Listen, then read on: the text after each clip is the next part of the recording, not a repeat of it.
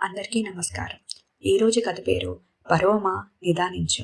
ఈ కథను రచించిన వారు డాక్టర్ మజ్జి భారతి గారు. ఈ కథ 2025 అక్టోబర్లో ఈనాడులో ప్రచురితమైనది.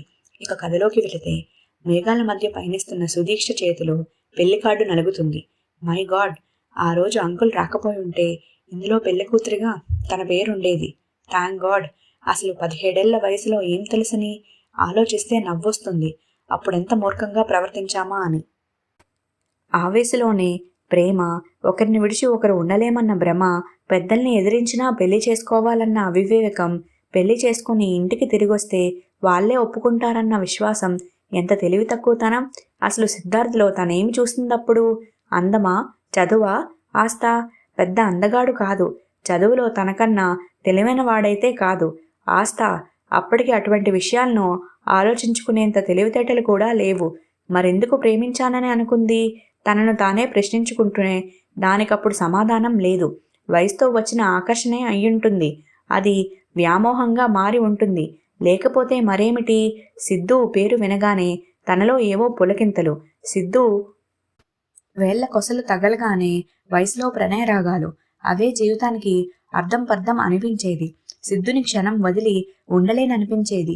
సిద్ధును తప్ప పక్కనెవర్నీ ఊహించలేకపోయేది. మరిప్పుడో 7 ఏళ్ల గతానికి వెళితే అంతా ఫూలిష్గా ప్రవర్తించింది తానేనా అనిపిస్తుంది ఇప్పుడు. ఆ రోజు అంకుల్ రాకపోయుంటే, మై గాడ్, ఈసారికి పెళ్ళయిపోయి పిల్లల్ని కూడా కనుండేదనేమో ఊహించుకోవడానికే భయంగా ఉంది. హైదరాబాద్ పారిపోయి పెళ్లి చేసుకుందామని ట్రైన్ ఎక్కిన తమ పక్కన సిద్ధు వాళ్ళ నాన్నగారు. గుండె ఆగినంత పనైంది తామిద్దరికి. వాళ్ళ అబ్బాయిని లేపుకెళ్ళిపోతున్నానని ఎన్ని మాటలంటారో. తన పరువు తీస్తారేమో. ఇప్పుడు ఇంటికి తిరిగి వెళ్ళి అమ్మా నాన్నలకు ముఖాన్ని ఎలా చూపించాలో అనుకుంటూ ఎంత టెన్షన్ పడిందో. ఎంసెట్ ఎంట్రన్స్ రాసిన కూతురు ఒక అబ్బాయితో లేచిపోయిందంటే తన తల్లిదండ్రుల దృష్టిలో తానెంత హీనంగా నిలబడాలి? దానికన్నా చచ్చిపోవడం నయం. మనసులో ఎన్ని ఆలోచనలు సుడులు తిరుగుతుండగా, ఒక్క 6 ఏళ్లు ఆగండి. అప్పటికీ మీరిదే అభిప్రాయంతో ఉంటే మేమే మీ పెళ్లి జరిపిస్తాం. నువ్వు తెలివైన దానివని విన్నాను. కోడలుగా వస్తానంటే నాకేమీ అభ్యంతరం లేదు. నీ తల్లిదండ్రులను కూడా ఒప్పించగలను. మీరిద్దరూ ఒకరినొకరు చూసుకోకూడదు, మాట్లాడుకోకూడదు అన్న కండిషన్ కూడా పెట్టను. మీకు నచ్చినట్టు ఉండొచ్చు. 6 ఏళ్ల తర్వాత మీకు పెళ్లి చేసే అవకాశాన్ని మాకివ్వండి అని ఆయన అంటే తనకెంత ఆనందమేసిందో. అమ్మా నాన్నలతో ఏం చెప్పారో గాని వాళ్ళొక్క మాట కూడా అనలేదు. ఎంసెట్ రిజల్ట్స్ వచ్చాయి. తన ర్యాంకుకు ఏ కాలేజీలోనైనా సీట్ వస్తుంది. సిద్ధుకు వచ్చిన ర్యాంకు ఏదో ఒక ప్రైవేట్ కాలేజీలో జాయిన్ అవ్వాల్సిందే. తనలో డైలమా, సిద్ధుని వదిలి వేరే కాలేజీలో జాయిన్ అవ్వాలా వద్దా అని. కానీ ఎన్ఐటి వరంగల్లో సీట్ వచ్చాక వేరే ఆలోచన లేకుండా జాయిన్ అయిపోయింది. సిద్ధుకి తానంత దూరం వెళ్లడం ఇష్టం లేకపోయినా ఏమీ మాట్లాడలేదు. అక్కడికి వెళ్ళాక తనకు గుబులుగానే ఉండేది సిద్ధుని వదిలి వచ్చానని. కానీ ఫోన్లు, వీడియో కాల్స్ ఆ విషయాన్ని మరిపించేవి. రాను రాను కొత్త పరిచయాలు, స్నేహాలు, సెమినార్లు, ప్రాజెక్టులు. అలా సిద్ధుతో మాట్లాడే సమయం తగ్గిపోతూ వేరే విషయాల మీద ఫోకస్ ఎక్కువైంది. మొదటిసారి సెలవులకు వెళ్ళినప్పుడు ఎప్పుడెప్పుడు సిద్ధుని చూస్తానా అనిపించిన తనకు ఆ తర్వాత ఇంటికొస్తే ఫ్రెండ్స్తో ప్రాజెక్టుల గురించి, క్లాసుల గురించి, పరీక్షల గురించి మాట్లాడటంతో సరిపోయేది. సిద్ధుని కలిసిన మొదట్లో ఉన్న ఎక్సైట్మెంట్ ఉండేది కాదు. చుట్టూ ఉన్న లోకం పరిధి విస్తృతమవుతుంటే ఆలోచన సరళి కూడా మారుతుంది. ఆ విషయం ఎన్ఐటీలో చేరాక తెలిసింది తనకు. ఎన్ఐటీ క్యాంపస్లో కొన్నాళ్ళు గడిపాక దీని ముందు ఇంతవరకు తాను చూసిన ప్రపంచం చాలా చిన్నదనిపించింది. తాను చదివిన కాలేజ్లో నెంబర్ 1 తానే. మరిక్కడో తన లాంటి వాళ్ళు ఎంతో మంది. మొదటి 3 ర్యాంకుల్లో కాదు సరికాదా, మొదటి 10 ర్యాంకుల్లో ఉండాలన్నా ఎంత కష్టపడాలో తెలిసొచ్చింది. నూతిలోని కప్ప సామెత అర్థమయ్యింది. అప్పట్లో ఎంత మూర్ఖంగా ఆలోచించానా అనిపించేది.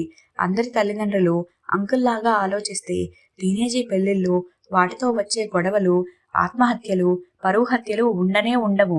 ఆ రోజు అంకుల్ రాకపోయుంటే తామిద్దరి జీవితాలు ఇప్పుడెలా ఉండేవో ఊహకు కూడా అందడం లేదు సుధీష్టకు. ఏదైనా తానిప్పుడిలా మంచి ఉద్యోగం చేస్తూ అమెరికా వెళ్తుందంటే అంకులే కారణం. ఎదురుగా లేని సిద్ధార్థ్ తండ్రికి మనసులోనే కృతజ్ఞతలు చెప్పుకుంది సుధేష్ట అమెరికా వెళ్తుందంట.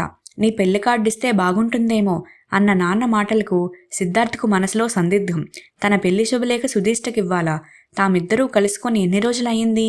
కొన్ని నెలలై ఉంటుంది. 7 ఏళ్ల క్రిందట తెలియనితనంతో వయసు తెచ్చిన ఆకర్షణకు లోనై ప్రేమించుకున్నామని పారిపోయి పెళ్లి చేసుకుందామని అనుకున్నారు. అది జరగలేదు. కాలంతో పాటు తమ మధ్య ఆకర్షణ కూడా కరిగిపోతూ వచ్చింది. మొదట్లో బాధగా, శూన్యంగా అనిపించినా, తర్వాత స్నేహితుల్లా అనిపించినా, ఆ తర్వాత ఏమీ అనిపించేది కాదు. కలిసినప్పుడు ఏం మాట్లాడాలో కూడా తెలిసేది కాదు. హాయ్, ఎప్పుడొచ్చావు, ఎలా ఉన్నావు తప్ప వేరే మాటలు కూడా ఉండేవి కాదు. ఒకప్పుడు తామిద్దరూ ప్రేమించుకున్నామన్న విషయాన్ని కూడా మర్చిపోయారు.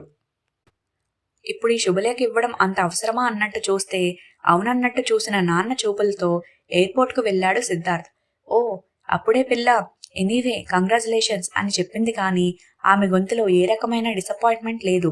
ఉంటుందని తాను మాత్రం ఎక్స్పెక్ట్ చేశాడా? లేదు. సుధీ ఎన్ఐటికి వెళ్ళిన సంవత్సరం తర్వాత అనిపించింది తామిద్దరూ సంవత్సరం కిందటిలా లేమని. ఒకరిని విడిచి ఒకరు ఉండలేకపోవడం, ఎప్పుడెప్పుడు చూస్తామా అని ఎదురు చూడడం, కలిసాక చుట్టూ ఏం జరుగుతుందో కూడా పట్టించుకోకపోవడం. ఇంటర్ చదువుతున్నప్పుడు ఆ స్థితిలోనే ఉండేవారు. పెద్దవాళ్ళు ఒప్పుకోరని పారిపోయి పెళ్లి చేసుకుందాం అనుకున్నారు. నాన్న రాకపోయుంటే అంత పని జరిగేదే. 6 ఏళ్లు పోయాక మీ పెళ్లి జరిపిస్తానన్న నాన్న భరోసాతో వెనక్కొచ్చిన తాము భరోసా ఏంటిలే, 4 తగిలించి ఇంటికి తెస్తే కాదన్న వాళ్ళెవరు? ర్యాంకులను బట్టి వేర్వేరు కాలేజీల్లో జాయిన్ అవ్వాల్సి వస్తే మొదట్లో ఎంత బాధపడ్డారో, తర్వాత సుదేష్ట ఎన్ఐటీలో చేరాక తమ ఇద్దరి మధ్య దూరం పెరిగిందని ఎంత తల్లడిల్లిపోయారో.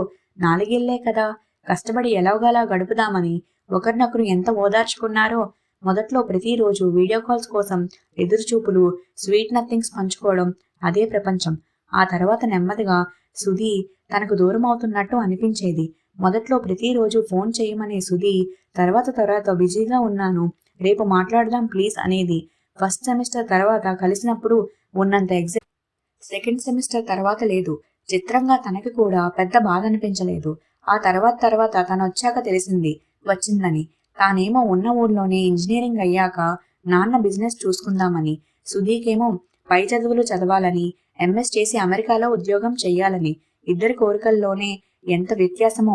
రోజులు గడుస్తున్న కొద్దీ తామిద్దరూ ఒకరికొకరు సరిపోమనిపించింది.